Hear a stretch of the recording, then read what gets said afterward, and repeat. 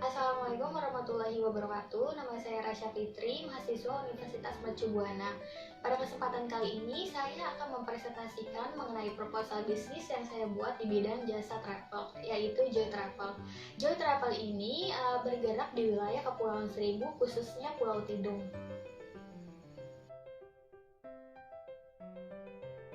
Yang pertama, latar belakang. Kenapa sih harus travel? Indonesia ini memiliki keindahan alam dan kekayaan budaya yang bernilai tinggi, sehingga berpotensi dalam pasar pariwisata. Disinilah letak peluang bisnis yang dapat dijadikan sebagai pilihan usaha untuk mendirikan jasa travel. Dengan pendirian jasa travel ini akan sangat membantu para wisatawan mancanegara maupun domestik dalam berwisata. Dan untuk tujuan bisnis ini sendiri adalah yang pertama, memperkenalkan pariwisata Indonesia, memberikan kepuasan bagi wisatawan, dan yang terakhir tentu saja, mengembangkan usaha dan memperoleh pendapatan. Selanjutnya adalah profil perusahaan. Kenapa dinamakan Joy Travel? Saya beri nama tersebut dengan harapan akan menarik para wisatawan untuk mengunjungi Pulau Tidung dengan perasaan bahagia, cinta kasih akan kenikmatan dalam perjalanan. Sedangkan untuk paket dalam Joy Travel itu sendiri terdiri dari 4 paket. Yang pertama paket Joy, yang kedua Friendship, yang ketiga Family, dan yang keempat Honeymoon. Di dalam paket tersebut itu sudah termasuk tiket objek wisata, hotel bintang 4, transportasi, dan juga konsumsi. Yang membedakan Joy Travel dengan travel lainnya adalah di setiap trip akan dibimbing oleh guide yang akan menjelaskan mengenai tempat wisata itu sendiri, mulai dari sejarahnya hingga kelebihan dari tempat wisata tersebut. Jadi, para wisatawan tidak hanya menambah pengalaman wisata, tapi juga menambah pengetahuan wisatawan tentang flora, fauna, dan lingkungan alam di sekitar.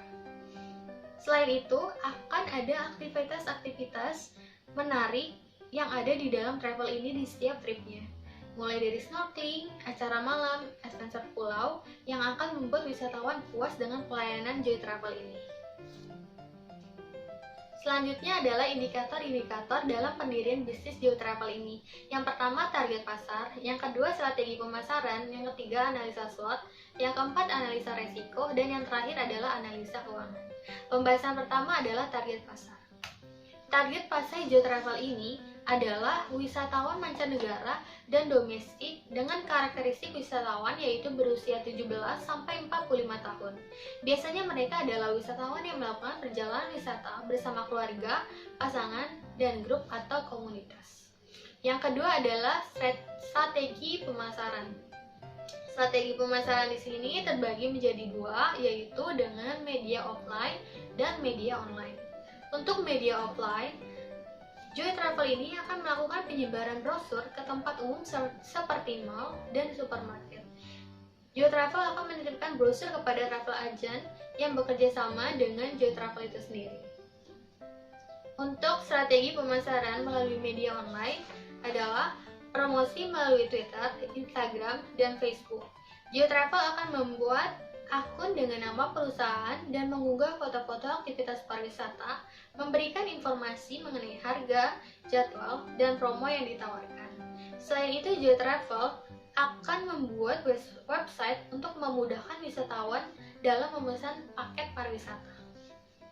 Dan yang sebagai tambahan, Joy Travel pun akan menciptakan suatu diferensiasi produk dengan memberikan reward kepada wisatawan yang telah menggunakan jasa lebih dari 2 kali. Joy Travel akan memberikan bonus peserta pariwisata untuk setiap wisata lebih dari 30 orang. Selain itu, Joy Travel akan memberikan pelayanan yang maksimal sehingga nantinya para wisatawan akan memakai ulang jasa perusahaan serta merekomendasi kepada orang lain untuk menggunakan jasa dari Joy Travel. Selanjutnya adalah analisa SWOT. Yang pertama, Friends, harga murah, pemesanan mudah, dan fasilitas pelayanan yang baik. Harga yang ditawarkan murah sehingga terjangkau oleh semua kalangan masyarakat dengan fasilitas yang baik. Cara pemesanan pun mudah, bisa melalui website atau media online lainnya. Yang kedua adalah Weakness, Penjualan bergantung pada faktor promosi. Penjualan jasa travel ini bergantung pada promosi. Jadi, apabila iklan kurang diadakan, maka permintaan akan menurun. Yang ketiga adalah opportunity, dinikmati semua usia dan jarak wisata yang dekat.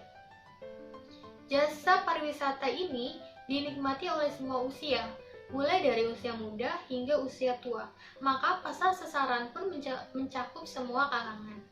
Jarak wisata yang dekat dan mudah ditempuh dari DKI Jakarta sehingga sangat disarankan bagi yang ingin liburan akhir pekan untuk menghilangkan penat. Yang terakhir, trade, persaingan unit usaha sangat ketat. Persaingan yang ketat di bidang usaha ini karena banyak permintaan, maka Geotravel akan selalu memberikan pelayanan dan kualitas jasa yang terbaik kepada semua wisatawan. Selanjutnya adalah analisa resiko. Yang pertama kecelakaan, yang kedua cuaca buruk, yang ketiga minim aktivitas. Kecelakaan mungkin terjadi ketika wisatawan melakukan aktivitas pariwisata. Oleh karena itu, untuk tindakan pencegahan, Geotravel menyediakan asuransi jiwa bagi para wisatawan. Yang kedua adalah cuaca buruk. Jika terjadi musim hujan, biasanya terjadi penurunan pendapatan.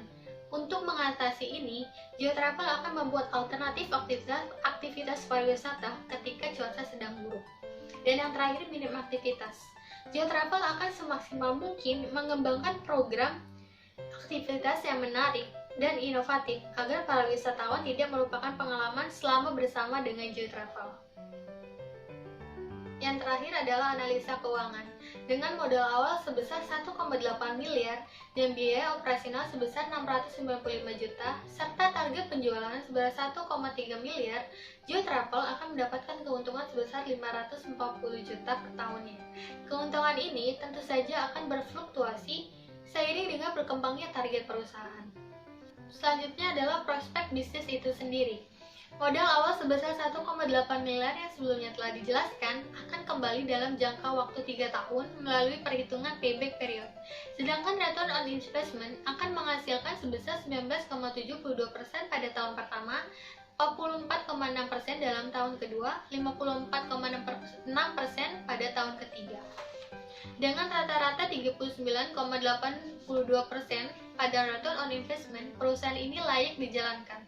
Dengan ROI yang berfluktuasi, menunjukkan keuntungan yang diperoleh sangat baik dari tahun ke tahun. Hal ini juga menunjukkan investment yang digunakan dimanfaatkan secara efisien untuk menghasilkan tingkat keuntungan yang diharapkan. Sekian presentasi proposal bisnis yang dapat saya sampaikan. Saya minta maaf bila ada kesalahan kata ataupun pengucapan yang terjadi dalam presentasi. Terima kasih. Wassalamualaikum warahmatullahi wabarakatuh.